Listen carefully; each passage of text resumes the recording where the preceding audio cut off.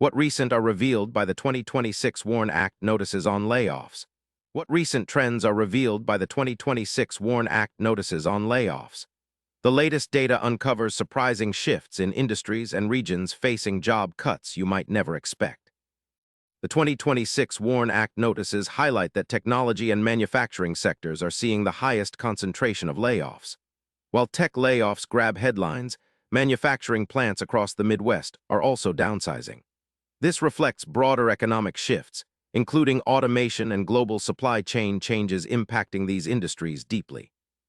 Regionally, the Midwest and southern states dominate WARN notices for 2026 layoffs. States like Ohio, Michigan, and Texas show large-scale workforce reductions. These areas are historically industrial hubs, now facing economic restructuring, which is causing ripple effects in local communities and economies.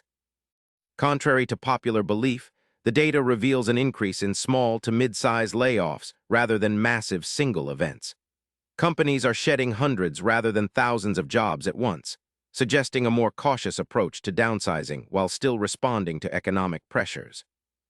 Beyond traditional sectors, retail and logistics are surprisingly showing increased WARN notices. This points to ongoing disruptions in consumer habits and supply chain logistics, forcing companies to restructure operations and reduce staff, even in areas considered growth-oriented.